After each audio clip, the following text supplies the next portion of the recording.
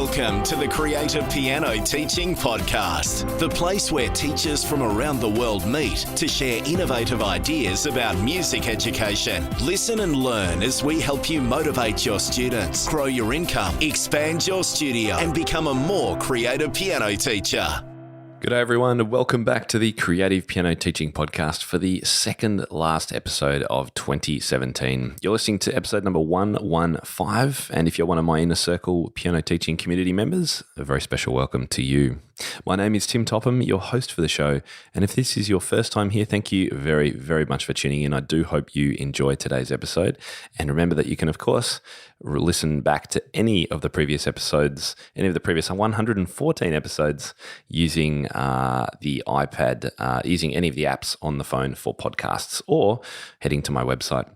The Creative Piano Teaching Podcast is a place where you can get weekly inspiration, ideas, business, and teaching strategies to help support your teaching and to grow your studio. Today's show notes and full transcript are now available at timtopham.com/episode 115. We're going to have a slightly shorter episode today. It's just me, and I'm going to be talking about a very important topic. It's all about imposter syndrome, what it is, what causes it, and how to combat it. Because I know from a number of the emails that I've received over the last few years that this is a big issue for many, many piano teachers out there. So I'm going to jump straight in and give you an overview of an email that I received. I actually received this email, I think it would be at least a year ago, perhaps even a little bit more. And I've been wanting to do this episode, but I've never known quite how to do it. So I've put some more thought into it, and today is the day. I didn't want to leave it out there any longer without addressing it, because I know that the feelings mentioned in the email I'm about to read out to you will be shared by many of you. So here's the email that I received. It said, "Hi Tim. First, I'd like to compliment you and tell you that discovering your website and more recently your podcast have done much to inspire me in my teaching and have revved up my energy to try new things with my students. Please keep the podcast going, because some of my best opportunities to learn are via podcasts during a city commute." She's writing from San Jose, California. "I also appreciate the technology component, your focus on energizing kids and giving us some relevant tips on the current hits the younger students like. Also, thankfully, you're a good writer as well, making it a pleasure to read and hear you speak articulately. I do have a suggestion and or question for you. I'm not a classically trained piano teacher. It sort of fell upon me because I had played for years, but truthfully, only with neighborhood teachers, about 10 years of lessons, ages 5 to 15. With full disclosure, someone asked me to teach them and still wanted me after knowing my background, and soon people were asking me to teach their children and friends, etc. I developed a fairly large client base and have been teaching and getting better at it for the last 6 to 7 years, usually about 15 students a week. I do charge less than the going rate and make no false claims, but at this point I am confident in supporting beginning to intermediate students. However, there are times I feel a bit of an imposter, and I want to seek more training and learn more so that I can become even better at teaching. It's not an option for me to return to university to get a full-on bachelor's degree or higher. I have a master's degree in an unrelated subject. But I'm eager to do some part-time work or find a curriculum that would enhance or perhaps fill in any gaps I might have so that I have a firm, solid base. I realise so many teachers are classically and professionally trained and of course have degrees in piano pedagogy, etc. But I suspect I'm not the only one who has fallen into teaching based on his or her own performance skills combined with an affable personality and good teaching skills, which I do have. I would love to hear your thoughts in an upcoming podcast about some of us who are in this situation and what some of your more advanced teachers could offer as a way to enrich our knowledge base. At times, I'm worried that those of us in my situation will be criticised by the more professionally trained teachers, so I'm asking for your thoughts on this. If you feel it is not something you can support, I understand, but if you are inclined to include some of us that have arrived to teaching this way, I think you'd find there would be a good audience. Thanks again for your contributions. I just downloaded your chord teaching ebook too, and will give that a whirl with some of my students, especially the ones more into playing by ear and learning the current hits." So that's the email that sparked this podcast, and I wonder if you feel the same. or know other teachers who are in this boat. I can certainly say to the person that wrote this email, you're certainly not alone. And in actual fact, I think if I was to stand in front of an audience of 500 or 1,000 piano teachers and asked all the ones who had professional music training to stand up, what do you think the percentage would be? I think it would be half or less that would stand up with a professional degree of some sort in music education. The reality is that anyone can become a piano teacher, of course. There are no barriers to entry and there's no registration requirements or prerequisites. So anyone can do it. And in some ways that's good. In some ways that's bad. It's good because it allows people who are great teachers but haven't had that training to inspire and enthuse the next generation of musicians. And that's a great thing. But of course, it can be bad too, because it means that people without training can sometimes perhaps teach poorly or can do some damage, I guess, to students in poor transfer of technique, perhaps, or just not being a very good teacher.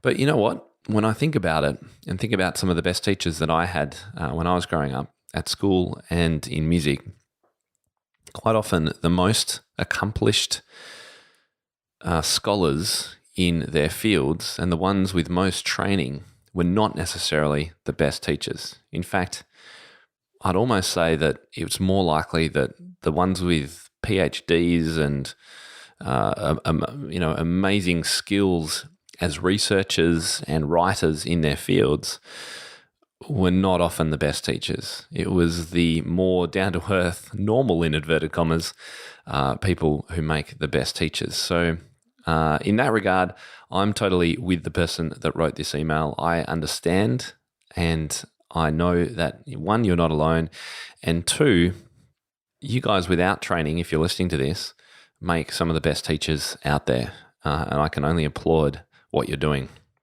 So we'll come back into a little bit more depth about some thoughts on this. But before we go too deep, I did want to just mention what imposter syndrome actually is. And so I jumped on my favorite site, Wikipedia, and it said that imposter syndrome, also known as imposter phenomenon or fraud syndrome, is a concept describing individuals who are marked by an inability to internalize their accomplishments and a persistent fear of being exposed as a fraud.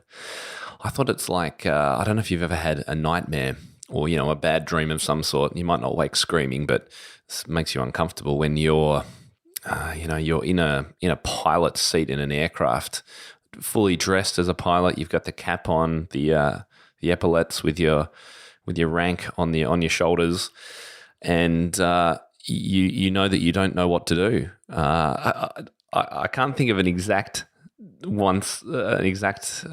idea of when this happened to me, but I can think of that feeling in dreams in particular. I've just been completely out of my depth somewhere, or actually I do have one because I do public speaking. One of the bad dreams that I have is that I haven't had any time to prepare and I'm thrown onto stage and I have to make it up. In some ways I'd find that a little bit of a fun challenge, but in reality it's a bit scary. So, those kind of ideas of feeling like a fraud, being exposed as a fraud, that's what this imposter syndrome is all about. And I did some research. I was looking at a TEDx video. It said the surprising solution to imposter syndrome. That was the title of the video. She quoted a figure that 70% of Americans experience some feelings of imposter syndrome. And she broke the imposter syndrome feelings down to 4 things: anxiety, self-doubt, perfectionism, and fear of failure. Now, if those four things characterize imposter syndrome, then I wouldn't be surprised if it really should be 100% of not just Americans, but most of the world. I mean, we all feel a sense of self-doubt sometimes. Sometimes we feel anxiety. Many musicians are perfectionists, and that can be crippling and debilitating sometimes if it's to the extreme. And a fear of failure. We certainly all have some of those experiences. There are some great videos out there, so if you are feeling like this, feel free to watch those. Just do a YouTube search for imposter syndrome. There's one I watched. It was a cartoon one. It was about 6 minutes long, and it was quite a good overview of some thoughts on it too. I should as well, with full disclosure, mention that I had imposter syndrome feelings when I first started teaching. Many of you will know my story. To make it very, very quick, I studied music at university and then went over to England to teach, and I taught a number of different subjects, including information technology and music, and that was without a teaching degree, mind you, back in the days when private schools could hire teachers who weren't trained to do it. I didn't mind that. I was young and full of confidence, and so that was not a problem for me. But I came back to Melbourne, and I ended up spending the next 10 years or thereabouts in education, in classrooms and in outdoor education, and as in leadership roles, head of department, head of campus, and those kind of things, but none of it in piano teaching. The piano teaching really only came about in around 2008 or 9, and then really strongly in 2010 when I actually started blogging for the first time. And I remember I was working with my childhood piano teacher, Rosemary, who was a superstar at helping me get on board and learn everything that I needed to, because I hadn't had any piano teaching training. I was just like many of you guys. Yes, I had a degree in education, so I knew I could teach, but I had never taught piano students formally. And when I first took on an exam student here in Australia, I freaked out and I realized I really didn't know what I was doing. And that was when I went and sought out a mentor who happened to be my childhood piano teacher, who taught me an amazing amount and gave me the confidence that I had to know what I was doing was right and to move forward with it without feeling like I should be worried about anything. So I guess I was in a slightly different case to the person who emailed, in that I already had an education degree, but I didn't have the piano teaching experience, and I certainly didn't have a pedagogy degree. And I felt that feeling when I was at conferences or workshops and talking about what I was doing. I felt very insecure about my abilities, and I struggled to know for sure that the ways I was teaching were the right ways.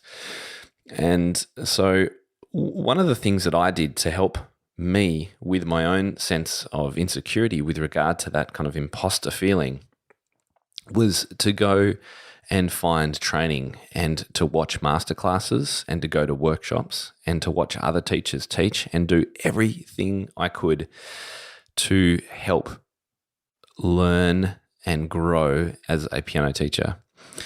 And so I'm going to get to some suggestions in a moment about what I think teachers who are feeling this way can do.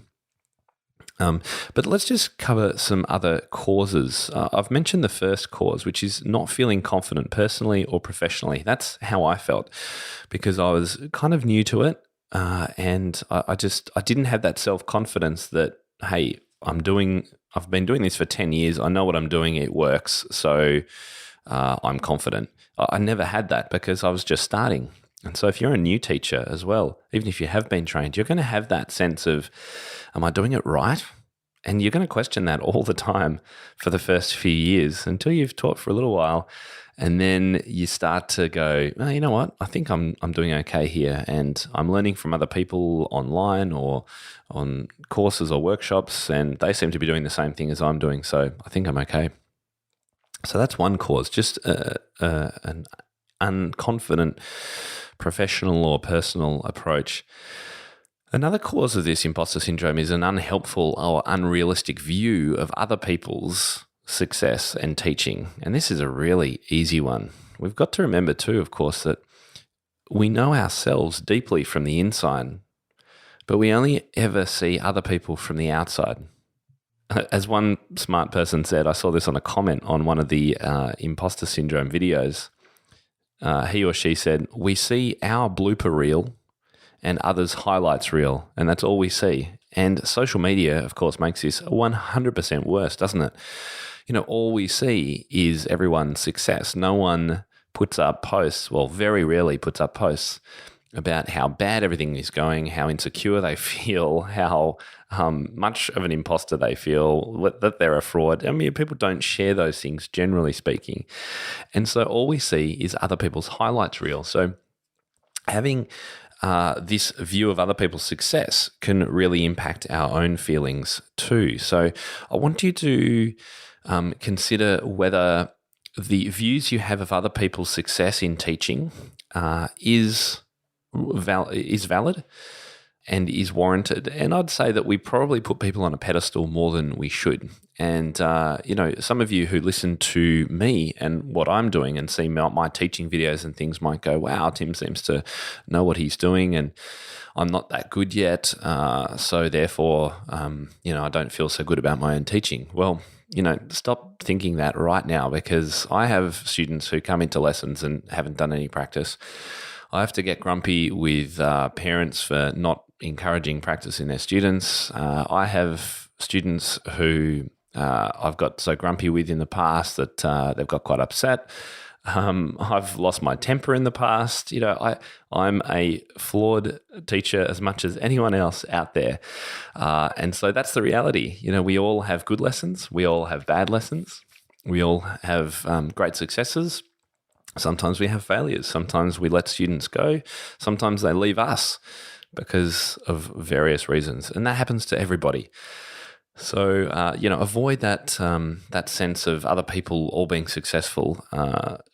Everyone has these troubles. And so if that's part of the sense of being an imposter that you have, because you're just not like everyone else seems to be, then, I would say forget it if you possibly can.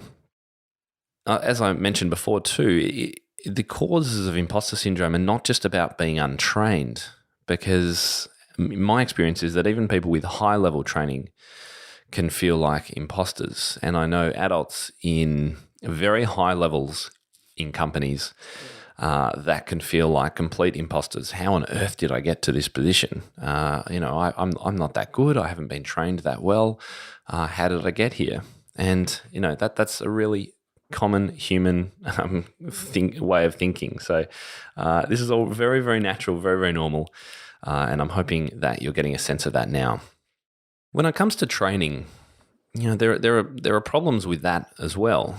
So it's not an easy solution. So let's say that you're feeling like the person who emailed at the beginning. I could say as a recommendation, go and get some training, whatever that is. Well, that's not the easiest solution because, well, one, training costs money. It takes time. In Australia, training in pedagogy is very hard to access. There aren't that many courses. Of course, training still tends to be based on a classical tradition in most cases. And it still doesn't give people who are undergoing that training many business and income-related skills, although that is getting better. There are some more business-savvy pedagogy courses out there, which is good. And many great teachers out there aren't the ones who have this training anyway. So it's definitely not a silver bullet or a sort of a solve every problem, but there's no doubt that it helps. And so one thing that I'll be talking about as I come to the end of this shortly is some suggestions about where you could go for some more training and support. The Creative Piano Teaching Podcast is proudly supported by the Inner Circle, the world's leading professional development and training community for piano teachers. Inner Circle members get access to an extensive library of courses, teaching videos, lesson plans and downloads that cover everything you need to know, not only to teach piano creatively and inspire students of all ages and abilities, but also to support you in building and growing your own studio. On top of that, you get access to our monthly online masterminds, exclusive member discounts on products, services, software and sheet music, plus our active community forums where you not only get advice and input from me, but also from hundreds of fellow piano teachers and my handpicked team of experts from around the world. If you're serious about expanding your teaching repertoire, learning the best strategies to motivate and inspire students while growing a thriving studio, the Inner Circle is the place to be. Find out more at timtopham.com/community and use the code PianoPodcast to take $100 off an annual subscription, locked in for the life of your membership. Now, I did want to read out another conversation that I had online with someone. His name is Frederick. He's from Poland, and this is a conversation that we had on Facebook. And Frederick gave me permission to release this story, and I think this will resonate with teachers as well. And what this is an example of where classical training actually goes wrong and doesn't help someone. So I'm going to be reading a story of someone who has an immense level of skill and training and who still feels like they aren't respected and don't know quite what they're doing. And so this is why I have questions and doubts about the formalities of training too. So here it is anyway. Frederick says, "Hi Tim, I've been listening to your podcast and following you for a while. It's been so inspiring and helpful in many ways, as I feel I really want to become a full-time music educator in the future. I wanted to share with you my backstory. I'm a student from a small country in Europe. I finished classical piano performance degree in Academy of Music, studying under a very successful pianist. I'll try my best to fix the English as I go. At the beginning, I think I was at the top of my pianistic level. I knew for 200% that I'm linking my future with music performance. However, during my first year, I started feeling disillusioned about the music community. I started majoring in sound engineering. Month after month, year after year, I stopped enjoying classical music, community and education, and didn't feel any drop of creativity. After finishing my BA degree in piano performance, I decided I didn't want to play, which was a huge bummer for my family. I continued my master's degree doing sound engineering. And that's very similar to what I did, funnily enough. I did a Bachelor of Music Engineering in sound engineering too. I feel confused about my path now because right now I am living in the US studying again, but I switched to contemporary music, focusing on pop and jazz. I've spent over half my life practicing on piano, doing classical stuff, and I think because of my fear of the highly judgmental community, I backed off and also didn't feel classical education has given me anything beyond just reading and memorizing pieces from sheets. I also got a feeling that popular jazz music, that community, was also unfriendly, and that's why I felt I needed to get away for some time. I'm practicing a hell of a lot now and feel like I'm at the very beginning, which is weird considering my history of having completed a degree, participated in international competitions and having major success in a few. Looking back, I hated my time doing sound engineering, but I know I developed a lot of new skills and gained useful knowledge. I got jobs thanks to that, which allowed me to come to the US, and I'm still profiting from that. But now I know for sure that I need to link my future with piano performance and education, as it feels like it's my water to keep going on. I know it's a matter of my sensitive personality, but in many ways I despise classical judgmental environment and education I was around back in my country, mainly because it's based on nothing but reading music. Of course, later you learn how to interpret music and so on, but considering the amount of time and effort to learn a piece, I feel it's not worth it, and students are missing vital skills at the core of music. Right now, focusing on jazz and contemporary styles, I feel like finally I am learning real, in inverted commas, music, how to listen to it and how to feel it, and I'm just at the beginning of the journey, although I've spent over half my life developing my musical skills in the classical field. I was wondering, have you ever experienced something like that throughout your career among your students? I hope you would find some time to read this and you don't have to respond to me, but maybe it could be a topic for a future episode. My response: Hey, Frederick, thanks for your story. It's sadly very common and the whole reason I'm so passionate about changing the face of piano pedagogy. To only now feel like you really are getting to understand music is a terrible travesty of education, and I hope that by supporting teachers in my community, I can help avoid that for some students coming through the system now. And then I mentioned that I'd like to mention this on a future podcast. And he said, yes, absolutely no problem with that. Of course, I'd be honoured if you read my story out loud. So hello, Frederick. I'm sure we'll be listening to this. And so that was a really interesting discussion in regard to the kinds of training that many of us have had in the classical field and how helpful or not it is as a teacher. So this is someone with an amazing high-level music education training who feels that training actually hasn't helped and has really gone back to the drawing board and started again, and is only now starting to feel like they're coming to grips with things.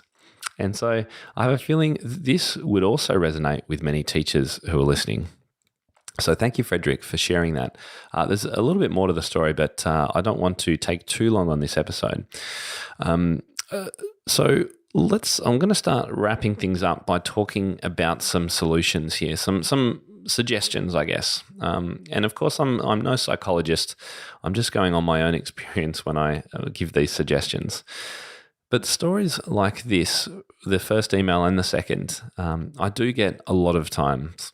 And particularly stories like Frederick's, where non-trained musicians who come from a background of perhaps being accompanists or playing in church or playing in rock bands, and then go into teaching because someone sees their passion and knows that they'd probably be quite good with kids, and they fall into, in inverted commas, teaching.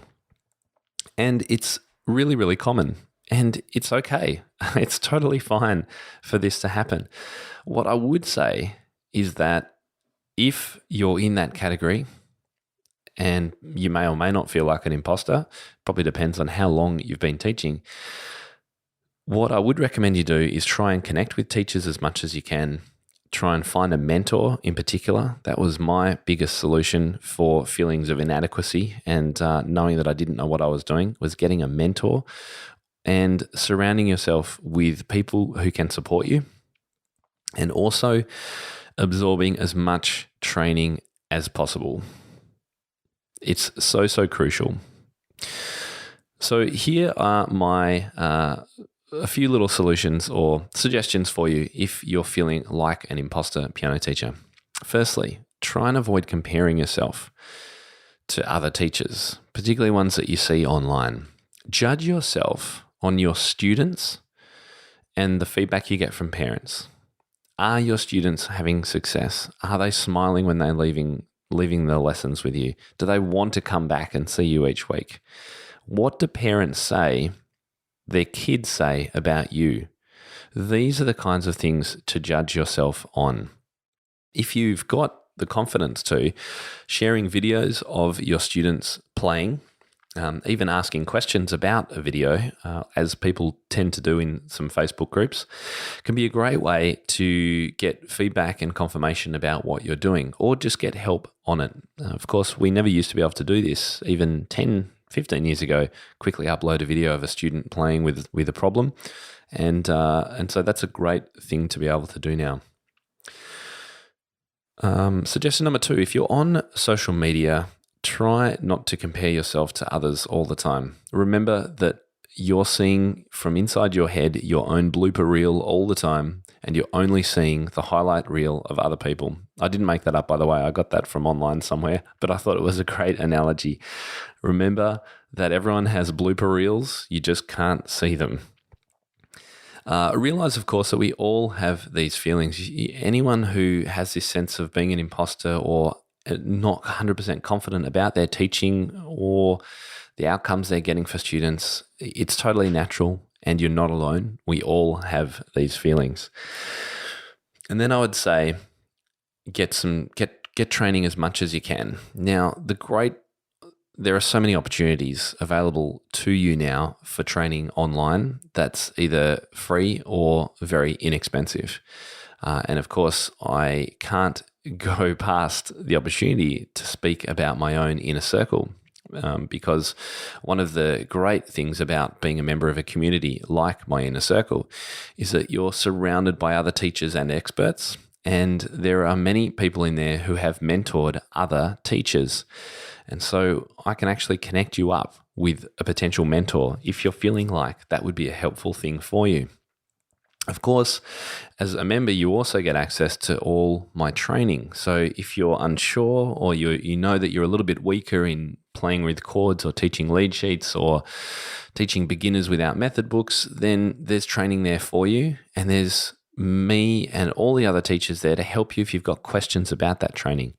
It's the reason why I'm not selling courses as individual packages at the moment, because I can help teachers much more by being a part of the community than I could if you just did a training course and I sold it to you and off you went with it.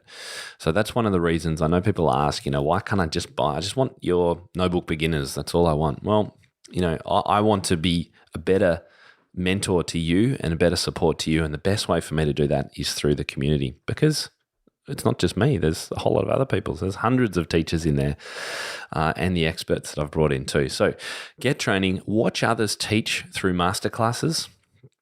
I was reminded when I did my book launch for the AMEB here in Melbourne a couple of weeks ago, one of the people who ran a training course, it would have been in, 5 years, 6, 7, maybe even longer ago, that he reminded me that when I was first starting as a teacher, I drove to a place called Mildura from Melbourne. That's about a 7-hour drive in order to see a great teacher in action and to watch them teaching masterclasses on the music that I was teaching. And, that was the kind of commitment that I had to this. So I drove up there the night before. I had a hotel room. I think I stayed the following night as well because I didn't want to drive home afterwards. So it was a big investment in time and money. But that was the kind of length that I went to ensure that I knew that I was teaching the right way. And I am so thankful that I went to so many masterclasses. Every masterclass that ever happened in the first year or two of me teaching, I went to. And my mentor, Rosemary, told me to do this. She said, just go and see other people teach. You're going to learn so much. Even if you're watching a Chopin scherzo being taught, you'll still learn, even if you're not teaching at that level yet. So watch masterclasses. If you can't get to them or you're in a place where there aren't many that are held, then watch them online. I was just watching Valentina Lisitsa teaching someone, I think it was a Beethoven sonata the other day. And there's, almost every great name current concert artist or recent has masterclasses on YouTube. So go and watch them. Do online courses. I've mentioned my own online courses, of course, in the Inner Circle, but I'm not the only one producing great content for piano teachers. Do remember, though, of course, that it's very easy to download a whole lot of courses and then never use any of them. So have a bit of a goal in mind before you start willy-nilly going and downloading everyone's resources. It's really easy to get overwhelmed by there being too much out there. And read a lot. I have lots of my favorite books listed on my website. If you head to my tools menu, you can just search for Tim Topham resources. You'll be able to find, actually, we'll put a link in the show notes to my resources page. It lists the kinds of things I use to run my studio and business. So my cameras and iPad tools and holders and all that kind of stuff. But towards the bottom is my book recommendations. And I really recommend you get reading. The Savvy Music Teacher by David Cutler is still one of the top of my list. Philip Johnston's The Practice Revolution is fantastic. And the simultaneous learning books the author's name of which has just completely skipped my mind. Paul Harris, of course, sorry. Any of Paul Harris's books, they're phenomenal, and they're small and they're short as well. Even better, right? Connect with other teachers as much as you can, and if you're interested, then my inner circle is a great place to do that. And as I said, finding a mentor can be a great solution for this whole sense of feeling like an imposter. So there you go. I do hope that has been helpful and perhaps put your mind at ease if you're feeling like this. As I say, if you're getting great results, your students are enjoying their music, parents are happy, then it sounds like you're probably doing something really, really valuable for the community and the world at large. So keep it up.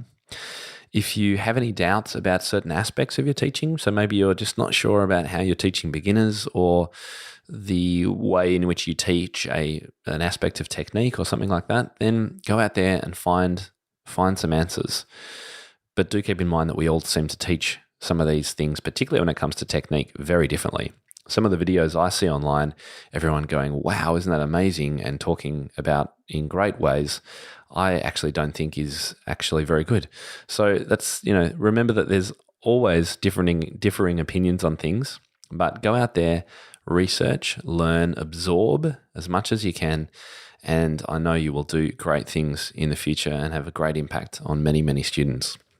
All right, I hope that has been helpful for you.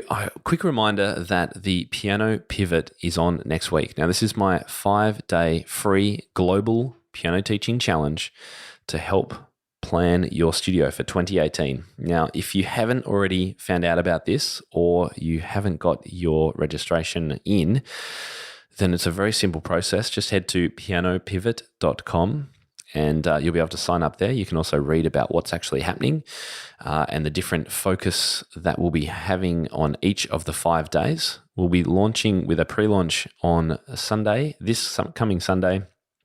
In fact, it'll be Saturday if you're in London or the United States or Europe. So do check out the times and dates and make sure you pop your registration through so you can grab the free full color PDF playbook download, which is going to be our planning book, and all the great stuff is in there. So stay tuned for more information on that. You'll get it by email as long as you're registered.